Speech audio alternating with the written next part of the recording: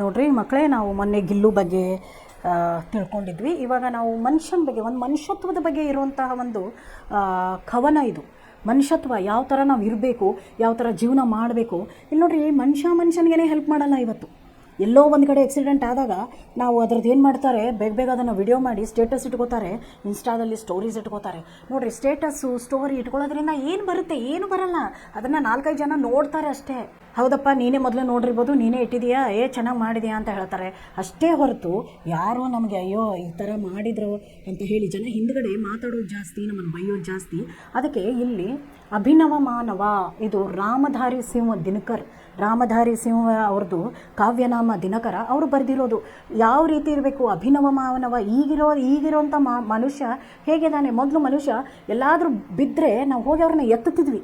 ಬಿದ್ದವ್ರನ್ನ ಎತ್ತೋದು, ಅವ್ರನ್ನ ಕೂರಿಸೋದು, ಅವ್ರ ಪೆಟ್ಟು ಬಿದ್ದಕ್ಕೆ ಮಲಾಮ್ ಮಾಡೋದು, ಅವ್ರಿಗೆ ಕುಡಿಯೋಕ್ಕೆ ನೀರು ಕೊಡೋದು, ಇದೆಲ್ಲ ಮುಂಚೆ ಇತ್ತು ಆವಾಗ. ಆದರೆ ಇವಾಗ ಅದೆಲ್ಲ ಎಲ್ಲೂ ನಮಗೆ ಕಾಣಿಸ್ತಾನೇ ಇಲ್ಲ, ಅದು ಇಲ್ಲನೂ ಈಗ. ಆಯಿತಾ? ಅದಕ್ಕೆ ನೋಡ್ರಿ ಅವ್ರು ಏನು ಹೇಳ್ತಿದ್ದಾರೆ ಇಲ್ಲಿ, ಆಜ್ ಕಿ ದುನಿಯಾ ವಿಚಿತ್ರ ನವೀನ್. ಇವಾಗಿಂದು ಜಗತ್ತು ತುಂಬ ವಿಚಿತ್ರವಾಗಿದೆ, ಹೊಸದಾಗಿದೆ.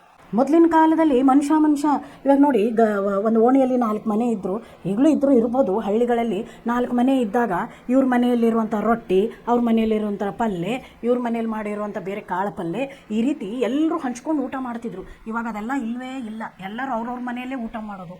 ಮೊದಲು ಒಂದೇ ತಟ್ಟೆಯಲ್ಲಿ 2-3 ಜನ ಊಟ ಮಾಡ್ತಿದ್ರಂತೆ. ಆದರೆ ಇವಾಗ ತಟ್ಟೆಗಳೇ ಬೇರೆ. ಅಂದರೆ ಇದ್ರ ನಾನು ಹೇಳೋ ಅರ್ಥ ಏನಂದರೆ, ತಟ್ಟೆ ಬೇರೆ ಅಂದರೆ ನಮ್ಮ ವಿಚಾರಧಾರೆಗಳು ಬೇರೆಯೇ. ಒಬ್ಬರಿಗೆ ಉಪ್ಪಿನಕಾಯಿ ಇಷ್ಟ, ಇನ್ನೊಬ್ರಿಗೆ ಉಪ್ಪಿನಕಾಯಿ ಇಷ್ಟ ಇಲ್ಲ. ಒಬ್ಬರಿಗೆ ಕಾಳು ಪಲ್ಯ ಇಷ್ಟ ಆದರೆ ಇನ್ನೊಬ್ಬರಿಗೆ ತೊಪ್ಪಲ ಪಲ್ಯ ಇಷ್ಟ. ಮೊದಲು ಒಂದೇ ಥರದ ಅಡುಗೆ ಇದ್ದರೂ ಕೂಡ ಎಲ್ಲರೂ ಖುಷಿಯಾಗಿ ಅದನ್ನು ಹಂಚ್ಕೊಂಡು ಊಟ ಮಾಡ್ತಿದ್ರು. ಇವತ್ತು ನಾವು ಯಾರಿಗೂ ಏನೂ ಹಂಚೋದಿಲ್ಲ.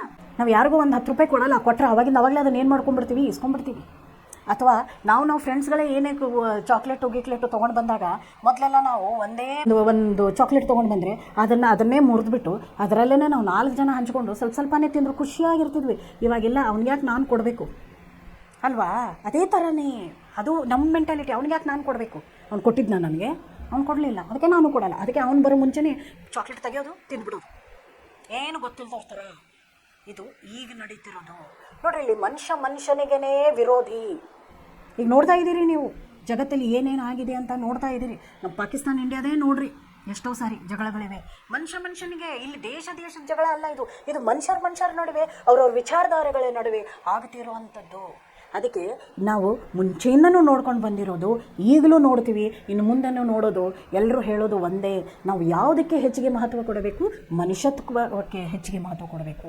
ಆ ಮನುಷ್ಯತ್ವಕ್ಕೆ ಹೆಚ್ಚಿಗೆ ಮಹತ್ವ ಕೊಡಿ ಅಂತ ಹೇಳಿಬಿಟ್ಟು ಅವರಿಲ್ಲೊಂದು ಕವನವನ್ನು ಬರೆದಿದ್ದಾರೆ. ಏನೇನು ಬರೆದಿದ್ದಾರೆ ನೋಡೋಣ ಬನ್ನಿ.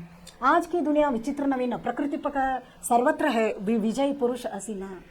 ಪ್ರಕೃತಿಗಳ ಮೇಲೇ ಸರ್ವತ್ರ ಅಂದರೆ ಪ್ರಕೃತಿಯ ಎಲ್ಲ, ಪ್ರಕೃತಿಯಲ್ಲಿ ಏನೇನಿದೆ ಅದರ ಮೇಲೆ ಎಲ್ಲ ಇವತ್ತು ಮನುಷ್ಯನದೇ ಕಾರ್ಬಾರು. ಮನುಷ್ಯನೇ ಅದಕ್ಕೆ ಏನಾಗಿದ್ದಾನೆ? ಅಧಿಪತಿಯಾಗಿದ್ದಾನೆ. ಯಾವುದೇ ಒಂದು ಅರಣ್ಯ ಅನ್ನೋದ್ರು ತಗೊಳ್ಳಿ, ಒಂದು ತೋಟ ತಗೊಳ್ರಿ, ಒಂದು ಗಿಡ ಮರ ಗುಡ್ಡ ಗಾಡು ಎಲ್ಲೇ ನೋಡ್ರಿ, ಎಲ್ಲ ಕಡೆ ಮನುಷ್ಯರು. ಮುಂಚೆ ಒಂದು ರೋಡಲ್ಲಿ ಕೂಡ ಜನ ಸಾಯಂಕಾಲ ಓಡಾಡೋಕ್ಕೆ ಹೆದರೋರು, ಇವಾಗ ಏನಾಗ್ಬಿಟ್ಟಿದೆ, ಅಲ್ಲೆಲ್ಲ ದೊಡ್ಡ ಕಟ್ಟಡಗಳೋಗಿವೆ. ಇವಾಗ ಏನು ಅಂದರೆ, ಒಂದು ದೊಡ್ಡ ಬಿಲ್ಡಿಂಗ್ ಅಪಾರ್ಟ್ಮೆಂಟ್ ಕಟ್ತಾರೆ, ಒಂದು ಮನೆ ಮೇಲೆ ಇನ್ನೊಂದು ಮನೆ, ಇನ್ನೊಂದು ಮೇಲೆ ಇನ್ನೊಂದು ಮನೆ. ಮುಂಚೆ ಆ ಥರ ಇಲ್ಲವೇ ಇಲ್ಲ. ಇದು ಕಂಡಿದ್ದೆಲ್ಲ ಮುಂದೆ ಕಂಡಿರುವಂಥ ಜಾಗ ಎಲ್ಲ ನನ್ನದೇ, ಇಲ್ಲೇ ಒಂದು ಮನೆ ಮಾಡ್ತೀನಿ, ಇಲ್ಲೇ ಒಂದು ತೋಟ ಮಾಡ್ತೀನಿ, ನಾನು ಇದೇ ಥರ ಜೀವನ ಮಾಡಬೇಕು ಅಂತ ಮುಂಚೆ ಜನ ಅದನ್ನು ವಿಚಾರ ಮಾಡಿದರು. ಇವಾಗ ಹಾಗೆ ಇಲ್ಲ. ಏನಿದೆ ಅದರಲ್ಲೇ ಜನ ಅಡ್ಜಸ್ಟ್ ಆಗ್ತಾ ಹೋಗ್ತಿದ್ದಾರೆ. ಮನುಷ್ಯ ಎಲ್ಲವನ್ನೂ ಗೆದ್ಕೊಂಡು ಬಿಟ್ಟ, ಆದರೆ ಅವನಲ್ಲಿರುವಂಥ ಮನುಷ್ಯತ್ವವನ್ನು ಬಿಟ್ಬಿಟ್ಟ. ಹೀಗಾಗಿ ಅವರು ಮನುಷ್ಯರೇ ನಾವಿಲ್ಲಿ ಏನಾಗ್ಬಿಟ್ಟಿದ್ದೀವಿ, ಈಗ ನಾವು ವೈರಿಗಳು ಆಗಿದ್ದೀವಿ. हे बंदे नर के कारों में वारी विद्युत भाप, हुक्मुक पर चढ़ाता उतरता पवन का ताप, है नहीं बाकी कहीं व्यवधान, लांग सकता नर सरित गिरी सिंधु एक समान. ನೋಡ್ರಿ ಎಷ್ಟು ಚೆನ್ನಾಗಿ ಹೇಳ್ತಿದ್ದಾರೆ. ಹೇ ಬಾಂದೆ ನರಕೆ ಕಾರೋ ಮೇ ವಾರಿ ವಿದ್ಯುತ್ ಭಾಪ್. ಅವನು ವಿದ್ಯುತ್ತನ್ನು ಕಂಡು ಹಿಡ್ದ, ಶಾಖವನ್ನು ಕಂಡು ಹಿಡ್ದ, ಎಲ್ಲವನ್ನು ಏನು ಮಾಡಿದಾನೆ ಇಲ್ಲಿ ಮನುಷ್ಯ ಕಂಡು ಹಿಡಿದಿದ್ದಾನೆ. ಹುಕ್ಮ ಪರ್ ಚಡಾತಾ ಉತರ್ತಾ ಹೇ ಪವನ್ ಕಾ ತಾಪ್. ಅಂದರೆ ಹುಕ್ಮ್ ಅಂದರೆ ಆದೇಶ ಕೊಡೋದು. ಮನುಷ್ಯನ ಆದೇಶದಿಂದಾನೇ ಇವಾಗ ಎಲ್ಲವೂ ಕೇಳ್ತಿದೆ.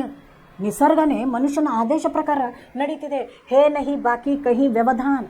ಮಾತಾಡೋಕೆ ಎಲ್ಲಿನೂ ಏನಿಲ್ಲ, ಅವಸರ ಇಲ್ಲ, ನಾವು ಮಾತಾಡೋಕೆ ಎಲ್ಲೂ ನಮ್ಮಲ್ಲಿ ಚಾನ್ಸ್ ಇಲ್ಲ. ಲಾಂಗ್ ಸಕ್ತಾ ನರ್ ಸರಿತ್ ಗಿರಿ ಸಿಂಧು ಏಕ ಸಮಾನ್. ಮನುಷ್ಯ ಇವಾಗ ಗಿರಿ, ಪರ್ವತ, ನದಿ, ದೊಡ್ಡ ದೊಡ್ಡ ಸರೋವರಗಳನ್ನು ಕೂಡ ಏನು ಮಾಡ್ತಿದ್ದಾನೆ, ದಾಟುತ್ತಿದ್ದಾನೆ. ಅಂದರೆ ನಾವು ಎಲ್ಲ ಆವಿಷ್ಕಾರ ಮಾಡಿಕೊಂಡು ಅದನ್ನು ವಿಜ್ಞಾನವನ್ನು ಉಪಯೋಗಿಸ್ಕೊಂಡು ಆವಿಷ್ಕಾರ ಮಾಡಿಕೊಂಡು ನಾವು ಎಷ್ಟೋ ಮುಂದೆ ಏನು ಮಾಡಿಬಿಟ್ಟಿದ್ದೀವಿ, ಮುಂದೆ ಬಂದುಬಿಟ್ಟಿದ್ದೀವಿ. ಆದರೆ ಈ ಮನುಷ್ಯನಲ್ಲಿ ಮನುಷ್ಯತ್ವವೇ ಇಲ್ಲ. ಇನ್ನೊಬ್ರು ಬೀಳ್ತಿದ್ದಾರೆ ಅಂದ್ರೆ ಅವ್ರನ್ನ ಹೋಗಿ ನಾವೇನು ಮಾಡಲ್ಲ, ನಾವು ಎಳೆಯೋದಿಲ್ಲ. ಮನುಷ್ಯನಲ್ಲಿ ಏನಿಲ್ಲ, ಮನುಷ್ಯತ್ವ ಇಲ್ಲ ಅಂತಾನೆ ಕವಿ ಹೇಳ್ತಿದ್ದಾರೆ. ಇಲ್ಲಿ ಕೊಟ್ಟಿದ್ದಾರೆ ನೋಡಿ, ಅವರು ಇದರಲ್ಲೆಲ್ಲ ಕೊಟ್ಟಿದ್ದಾರೆ ನೋಡಿ. ಎಲ್ಲೆಲ್ಲಿ ಹೋಗಿದ್ದಾನೆ ಮನುಷ್ಯ, ಎಲ್ಲೆಲ್ಲಿ ಹೋಗಿದ್ದಾನೆ ನೋಡಿ. ಇಲ್ಲಿ ನೋಡ್ರಿ, ಮೇಲೆ ಇವಾಗ ಮಂಗಳ ಗ್ರಹದ ಬಗ್ಗೆನೂ ಅವನ ಮಂಗಳ ಗ್ರಹದಲ್ಲಿ ಕೂಡ ಮನುಷ್ಯ ಇರ್ಬೋದು ಅಂತ ಅನ್ನೋದನ್ನು ಸಾಧಿಸಿ ತೋರಿಸ್ಬಿಟ್ಟ. ಆಕಾಶದಲ್ಲಿ ನೋಡಿರ್ಬೇಕು ನೀವು, ಸುನೀತಾ ವಿಲಿಯಮ್ಸ್ ಎಷ್ಟೋ ತಿಂಗಳು, 8-9 ತಿಂಗಳು ಅವಳು ಏನು ಮಾಡ್ಕೊಂಡ್ಲು, ತನ್ನನ್ನು ತಾನು ಹೆಂಗೋ ಅಲ್ಲಿ ಏನು ಮಾಡೋಳು, ಜೀವಿತವಾಗಿ ಇಟ್ಕೊಂಡ್ಲು, ಮತ್ತೆ ತಿರ್ಗಾ ಬಂದ್ಲು. ಮನುಷ್ಯ ಏನೇನು ಮಾಡಲ್ಲ. ಈಗ ಚಂದ್ರನ ಮೇಲೆ, ಸೂರ್ಯನ ಮೇಲೆ ವಿದ್ಯುತ್ ಕಂಡು ಹಿಡಿದಿದ್ದಾರೆ, ಆಮೇಲೆ ಖನಿಜಗಳನ್ನ ಕಂಡು ಹಿಡಿದಿದ್ದಾರೆ. ಈ ನೀರಿನ ಮೇಲೆ ಕೂಡ ತನ್ನ ಹತೋಟಿಯನ್ನು ಸಾಧಿಸ್ಕೊಂಡಿದ್ದಾನೆ ಮನುಷ್ಯ. ದೊಡ್ಡ ದೊಡ್ಡ ಹಡಗುಗಳು, ನೌಕೆಗಳು ಎಲ್ಲನೂ ಮಾಡಿಕೊಂಡು ಏನೇನು ಮಾಡಿಲ್ಲ. ಇಲ್ಲಿ ನೋಡ್ರಿ, ಇಲ್ಲಿಂದ ವಿದ್ಯುತ್ ಸ್ಥಾವರಗಳನ್ನ ಮಾಡ್ಕೊಂಡ, ರಾಕೆಟ್ ಓಡಿಸ್ತಾನೆ, ಪ್ಲೇನಲ್ಲಿ ಹೋಗ್ತಾನೆ ಮನುಷ್ಯ, ಬಲ್ಪನ್ನ ಕಂಡು ಹಿಡ್ದ. ಏನೇನು ಮಾಡಿಲ್ಲ ಮನುಷ್ಯ, ಎಲ್ಲನೂ ಮಾಡಿದ. ಇದನ್ನೆಲ್ಲ ಕಡ್ಕೊಂಡ ಮೇಲೇನು ಕೂಡ ಮನುಷ್ಯ ತನ್ನನ್ನು ತಾನು ಉಳಿಸ್ಕೊಳ್ಳಲಿಕ್ಕೆ ಆಗಲ್ಲ. ಮನುಷ್ಯ ಇಷ್ಟೆಲ್ಲ ಕಂಡುಕೊಂಡ್ರೂ ಕೂಡ ತನ್ನನ್ನು ಉಳಿಸ್ಕೊಳ್ಳೋಕೆ ಆಗಲ್ಲ ಅಂತ ಹೇಳ್ತಿದ್ದಾರೆ. ಎದಕ್ಕಂತ ಹೇಳ್ತೀನಿ ನಾನು. ಯಹ ಮನುಜ್ ಜಿಸ್ಕಾ ಗಗನ ಮೇ ಜಾ ರಹಾ ಹೇ ಯಾನ್. ಇವನೇ ಮನುಷ್ಯ ಅಲ್ವಾ? ಗಗನದ ಮೇಲೆ ಏನು ಮಾಡ್ತಿದ್ದಾನೆ ಅವನು? ಮೇಲೆ ಗಗನದ ಮೇಲೆ ಏನು ಮಾಡ್ತಿದ್ದಾನೆ? ವಿಮಾನವನ್ನು ಓಡಿಸ್ತಾನೆ. ಇದೇ ಮನುಷ್ಯ ಏನು ಮಾಡ್ತಾನೆ? ಗಗನದ ಮೇಲೆ ವಿಮಾನವನ್ನು ಓಡಿಸ್ತಾನೆ. ಜಿಸ್ಕಾ ಗಗನ ಮೇ ಜಾ ರಹಾ ಹೇ ಯಾನ್ ಕಾಂತೆ ಜಿಸ್ಕೆ ಕಾರೋಂ ಕೋ ದೇಖ್ ಕರ್ ಪರಮಾಣುಗಳನ್ನು ತಯಾರು ಮಾಡಿ, ನ್ಯೂಕ್ಲಿಯರ್ಗಳನ್ನ ತಯಾರು ಮಾಡ್ತಿದ್ದಾನೆ. ಇವನು ಮಾಡ್ತಿರುವಂಥ ಕೆಲಸಗಳನ್ನು ನೋಡಿಕೊಂಡು ಎಲ್ಲರೂ ಹೆದರಿಕೆ ಬರೋಂಗಾಗಿದೆ ನೋಡ್ರಿ. ಇವಾಗ ರಷ್ಯಾ, ಜರ್ಮನಿ ಎಲ್ಲ ಬಂದು ಭಾರತ ಮತ್ತು ಪಾಕಿಸ್ತಾನ ನಡುವೆ ಯುದ್ಧ ಆಗಬಹುದು ಅಂತ ಹೇಳಿಬಿಟ್ಟು ಅವರೆಲ್ಲ ತಮ್ಮ ಪರಮಾಣು ರಾಕೆಟ್ಗಳನ್ನ ತೊಗೊಂಡು ಬಂದು ಇಟ್ಕೊಂಡಿದ್ರು. ಅವರು ಯಾಕೆ ಅಂತಂದರೆ ಹೆದರಿಕೆ. ಇದನ್ನೆಲ್ಲ ಕಂಡು ಹಿಡಿದವನು ಮನುಷ್ಯ, ಆದರೆ ತನ್ನನ್ನು ತಾನು ಉಳಿಸ್ಕೊಳ್ಳೋಕ್ಕೆ ಅವನ ಕಡೆಯಿಂದ ಆಗ್ತಾ ಇಲ್ಲ. यह मनुष्य जो सृष्टि का श्रृंगार, ज्ञान का, विज्ञान का, आलोक का आगर. ಇದೇ ಮನುಷ್ಯ, ಈ ಸೃಷ್ಟಿಯ ಶೃಂಗಾರ. ಮನುಷ್ಯ ಇದ್ರೇ ಆ ಸೃಷ್ಟಿ ನೋಡೋಕ್ಕೆ ಚೆನ್ನ, ಆ ಊರು ನೋಡೋಕ್ಕೆ ಚೆನ್ನ. ಜನ ಇಲ್ದೇನೆ ಆ ಊರನ್ನ ತೊಗೊಂಡು ಏನು ಮಾಡೋದು? ಅದೇನು ಸ್ಮಶಾನಕ್ಕೆ ಸಮಾನ. ಅದಕ್ಕೆ ಅವ್ರು ಹೇಳ್ತಾರೆ, ಶೃಂಗಾರ ಯಾರು? ಮನುಷ್ಯ. ದೇವ್ರು ಮಾಡಿರುವಂಥ ಮನುಷ್ಯ ಸೃಷ್ಟಿಯ ಶೃಂಗಾರ. ಅವನಲ್ಲಿ ಏನೇನಿದೆ? ಜ್ಞಾನನೂ ಇದೆ, ವಿಜ್ಞಾನನೂ ಇದೆ, ಆಲೋಕಕ ಆಗರ್. ಎಲ್ಲ ಬುದ್ಧಿ ಶಕ್ತಿನೂ ಮನುಷ್ಯನಲ್ಲಿ ಏನಿದೆ? ಎಲ್ಲ ಇದೆ. ಆದರೆ ಅದನ್ನು ಸರಿಯಾಗಿ ಅವನು ಏನು ಮಾಡ್ತಿಲ್ಲ, ಉಪಯೋಗಿಸ್ತಿಲ್ಲ. ವ್ಯೋಮ್ಸೆ ಪಾತಾಳ ತಕ್ ಸಬ್ ಕುಚ್ ಇಸೆ ಹೇ ಜ್ಞೇಯ. ವ್ಯೋಮ ಅಂತಂದರೆ ಆಕಾಶ, ಆಕಾಶದಿಂದ ಪಾತಾಳವರೆಗೂ ಕೂಡ ಹೋಗುವಂತಹ ಶಕ್ತಿಯನ್ನು ಯಾವನು ಹೊಂದ್ಕೊಂಡಿದ್ದಾನೆ? ಇಲ್ಲಿ ಮನುಷ್ಯ ಹೊಂದ್ಕೊಂಡಿದ್ದಾನೆ. ಆ ಮನುಷ್ಯನಿಗೆ. ಆದರೆ ಅವ್ರು ಇನ್ನೂ ಏನು ಹೇಳ್ತಿದ್ದಾರೆ ನೋಡಿ, ಪರ್ ನ ಯಹ ಪರಿಚಯ ಮನುಜಕ ಯಹ ನ ಉಸ್ಕಾ ಶ್ರೇಯ. ಅವನೇನು ಇವಾಗ ಕೆಲಸ ಮಾಡ್ತಿದ್ದಾನೆ ಅದು ಅವನಿಗೆ ಶ್ರೇಯ ಅಲ್ಲ, ಅದು ಅವನಿಗೆ ಯೋಗ್ಯವಾದದ್ದು ಅಲ್ಲ. ಅದಕ್ಕೆ ಅವನ ಪರಿಚಯ ಅಲ್ಲ. ಮನುಷ್ಯ ಇವತ್ತಿಗೆಲ್ಲ ಏನೇನು ಮಾಡ್ತಿದ್ದಾನೆ, ಬೇಡಾಗಿರೋ ಕೆಲಸಗಳನ್ನ ಮಾಡ್ತಿದ್ದಾರಲ್ಲ, ಅವರಿಗೆ ಮನುಷ್ಯ ಅನ್ನಲ್ಲ. ನೀವು ನೋಡಿರ್ಬೋದು, ಎಲ್ಲೆಲ್ಲೋ ಅತ್ಯಾಚಾರಗಳು, ಇನ್ನೂವರೆಗೂ ಅತ್ಯಾಚಾರಗಳು ಆಗ್ತಾ ಇವೆ. ಕಳ್ಳತನ, ದರೋಡೆಕೋರತನ ಮಾಡ್ತಿದ್ದಾನೆ ಮನುಷ್ಯ. ಸ್ಕ್ಯಾಮ್ಗಳನ್ನು ಮಾಡ್ತಾರೆ. ಸುಮ್ಮನೆ ನಿಮಗೆ ಇಷ್ಟೊಂದು ಹಣ ಬಂದಿದೆ, ಅಷ್ಟೊಂದು ಹಣ ಬಂದಿದೆ ಅಂತ ನಿಮ್ಮ ಆಧಾರ್ ಕಾರ್ಡ್ಗಳನ್ನ ತೊಗೊಂಡು ಏನು ಮಾಡ್ತಿದ್ದಾರೆ ಅವರು? ಜನರು ನಿಮ್ಮನ್ನು ಏಮಾರಿಸ್ತಿದ್ದಾರೆ. ಇದೆಲ್ಲ ಯಾರು ಮಾಡ್ತಿರೋದು? ಮನುಷ್ಯನಿಗೆ ಯಾಕೆ ಉಳಿಸ್ಕೊಳ್ಳೋಕ್ಕಾಗ್ತಿಲ್ಲ ಅಂತ ಹೇಳ್ತಿದ್ದಾರೆ ಅಂದರೆ, ಮೊನ್ನೆನೇ ಆಗಿರುವಂಥ ನೀವು ಅಹಮದಾಬಾದ್ ಪ್ಲೇನ್ ಕ್ರ್ಯಾಶನ್ನು ನೋಡಿರ್ಬೇಕು ಟಿ ವಿಯಲ್ಲಿ. ಪ್ಲೇನನ್ನು ರೆಡಿ ಮಾಡಿ ಕಂಡು ಹಿಡಿದವ್ರು ಯಾರು? ಮನುಷ್ಯನೇ. ಎಲ್ಲವನ್ನು ಕಂಡು ಹಿಡಿದ್ರೂ ಕೂಡ ಅದನ್ನು ಇಲ್ಲೇ ಭೂಮಿಯಿಂದ ಗಗನೆತ್ತರಕ್ಕೇನು ಮನುಷ್ಯ ಬೆಳೆದು ಬಿಟ್ಟಿದ್ದಾನೆ. ಯಾಕಂದರೆ ಅಷ್ಟೊಂದು ಆವಿಷ್ಕಾರಗಳನ್ನ ಮಾಡಿದ್ದಾನೆ, ಅಷ್ಟೊಂದೆಲ್ಲ ಕಂಡು ಹಿಡಿದಿದ್ದಾನೆ.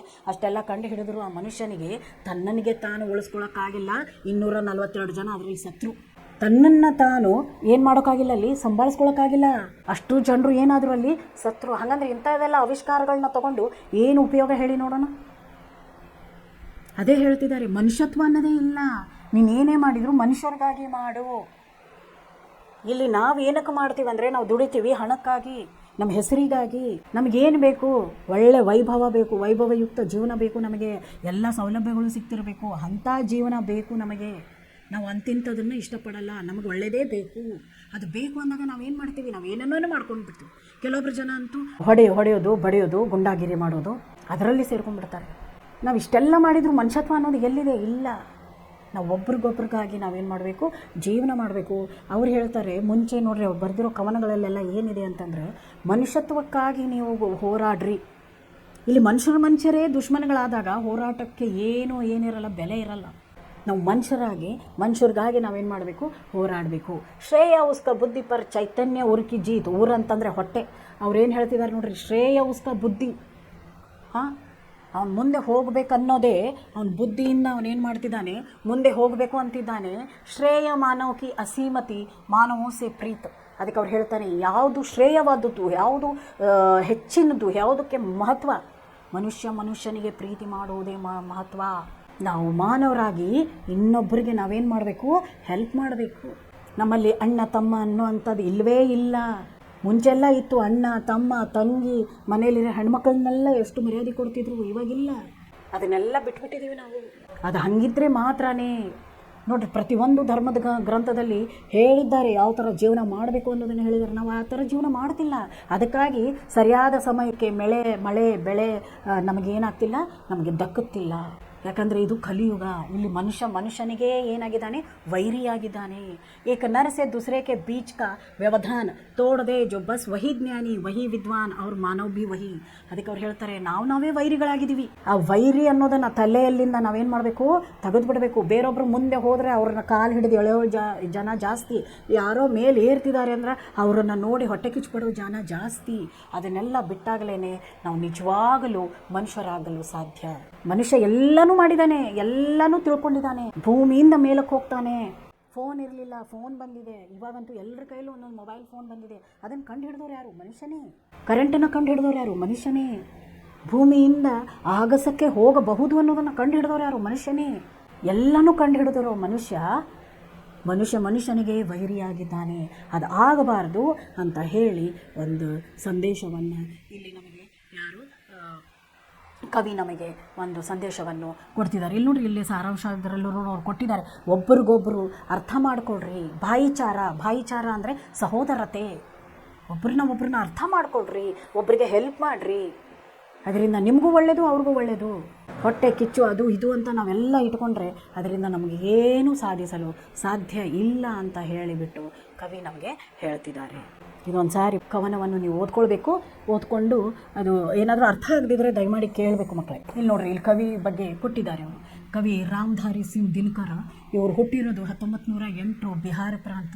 ನೋಡ್ರಿ, ಎಷ್ಟು ತುಂಬ ಇವರು ಒಳ್ಳೆ ಅಂತ ಕವಿತೆಗಳನ್ನು ಇವರು ಏನು ಮಾಡಿದ್ದಾರೆ, ನಮಗಾಗಿ ಬರೆದಿದ್ದಾರೆ. ಅದಕ್ಕೆ ಮನುಷ್ಯತ್ವದ ಬಗ್ಗೆನೇ ಮಹತ್ವವನ್ನು ಕೊಟ್ಟು ಬರೆದಿರುವಂಥ ಇದು ಕವಿತೆ ತುಂಬ ಒಳ್ಳೆಯದಾಗಿದೆ, ಸರಸತೆಯಿಂದ ತುಂಬಿಕೊಂಡಿದೆ, ಅರ್ಥಪೂರ್ಣವಾಗಿದೆ ಅಂತ ನಾನು ನಿಮಗೆ ಹೇಳ್ತೀನಿ. ಇದನ್ನೊಂದು ಸಾರಿ ಓದ್ಕೊಂಡು ನಿಮಗೇನಾದರೂ ಅದರಲ್ಲಿ ಅರ್ಥ ಆಗದಿದ್ದರೆ ಅದನ್ನು ದಯಮಾಡಿ ಕೇಳಿ.